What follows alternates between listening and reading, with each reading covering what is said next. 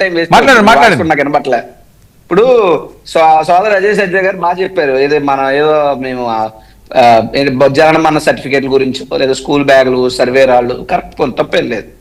కానీ అజయ్ సజ్జ గారే కాదు, తెలుగుదేశం పార్టీ నాయకులు అందరూ కూడా గురువింద కింద లెక్క మమ్మల్ని చూపిస్తారు, ఆ కింద నలుపు వాళ్ళు చూసుకోరు. అదేంటంటే ఆపోజిషన్ పార్టీగా మరి మేము చెప్పకపోతే ఎవరు చెప్పాలి? ఓ రకంగా మీకు మేము కనువిప్పు కలిగించాలి, మీరు మాకు మేము మీకు కనువిప్పు కలిగించాలా.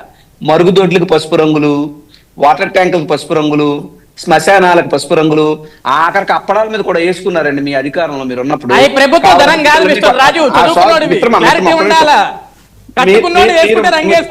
ప్రభుత్వ ధనంతో ఎవడు కట్ల ఎవడు రంగులు పోయిలా. మీరు మాట్లాడినప్పుడు నేను మౌనంగా ఉన్నాను కదా, ముందు కూడా మీరు చాలా మౌనంగా ఉన్నారు. టైం అయిపోద్ది, లాస్ట్ లో మళ్ళీ గిలికజ్జల ఆటలొద్దు మనకి. ఒకటి. రెండు, పోలీసుల గురించి ఏదో మాట్లాడారు కదా జగన్మోహన్ రెడ్డి గారు, పోలీసులను ఏదో పేరు పెట్టేలాగా. నిజమే, మరి చంద్రబాబు నాయుడు గారు పోలీసులను బట్టలు ఓడదీస్తా అన్నాడు, వీడియోలు కావాలని ప్లే చేస్తా. అదే చంద్రబాబు నాయుడు గారు ఈ పోలీసులు 4 తగిలియండి అన్నాడు, అది కూడా వీడియో ప్లే చేస్తా. మీ గట్టి చట్నీ మంత్రి గారు అచ్చెన్నాయుడు గారు, పార్టీ లేదు ఇది లేదు గట్టి చట్నీ అన్నారు మంత్రి గారు, గుర్తుంది కదా, ఇప్పుడు మంత్రి గారు ఆయన అన్నాడు పోలీసులు ఎందుకు వస్తున్నారు మింగి తినడానికని. ఇంకా నేను మింగి తినడం అనేటువంటి మంచి భాష వాడి ఆయన దాని ప్లేస్ లో పచ్చి బూతు వాడాడు. పోలీసులను అలా గౌరవించినటువంటి చరిత్ర మీది, మీరు మాకు చెప్తారు నీతులు. ఒకటి పక్కన పెట్టండి. రెండు, ఈ ఏదైతే మెడికల్ కాలేజీకి సంబంధించి సార్, మెడికల్ కాలేజీకి సంబంధించి దానికన్నా ముందు కృష్ణాంజలి గారు ఒక అంశం కూడా చెప్పేస్తాను.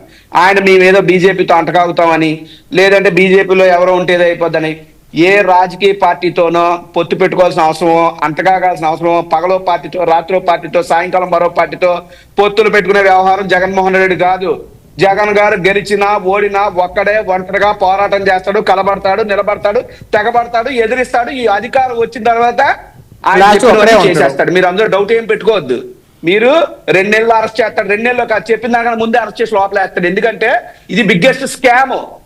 ప్రైవేటైజేషన్ అనేటువంటి పెద్ద స్కామ్ ఇది. 14 ప్రైవేటైజేషన్ ఒక స్కామ్ అయితే, జీతాలు ఇచ్చేది ఇంకో స్కామ్. 1400 కోట్ల జీతాల రూపాయల్లో ప్రైవేట్ వాళ్ళకి ఇస్తారా? స్థలం గవర్నమెంట్ దా, ఎక్విప్మెంట్ గవర్నమెంట్ దా, బిల్డింగ్ గవర్నమెంట్ దా, స్టాఫ్ జీతాలు గవర్నమెంట్ వా, బిల్లులు వసూలు చేసేది ప్రైవేట్ వాడా, లాభాలు తినేది ప్రైవేట్ వాడా? ఎవరు బాబు గారి సొత్తు తీసుకెళ్ళి మీరు పెడతారండి? తర్వాత మొన్న చంద్రబాబు నాయుడు గారు ఒక మాట చెప్పారు, అది కూడా చెప్పి కంక్లూడ్ చేస్తాను, టైం అయిపోతుంది కాబట్టి. ఆయన ఏమన్నారంటే రోడ్లన్నీ కూడా ప్రైవేట్ వాళ్ళే మెయింటైన్ చేస్తారు అని చెబుతూ కవర్ డ్రైవ్ చాలా చక్కగా నిజాన్ని దాస్తాడు చంద్రబాబు నాయుడు గారు ఆర్ట్ అది. ఆయన ఏంటి టోల్ ట్యాక్స్ వసూలు చేయడం గురించి మాత్రం చెప్పలా. రేపు వైద్యం చేస్తారు, బిల్లు ఎవరికేస్తారు? మీకేస్తారు, నాకేస్తారా? పేదోడికి వేస్తారు. పేద పిల్లలు చదవాలి, ఇన్సూరెన్స్ ఇస్తున్నారు, 25 lakhs ఇన్సూరెన్స్ ఇస్తున్నారు, దాంట్లో క్లైమ్ అవుతుంది.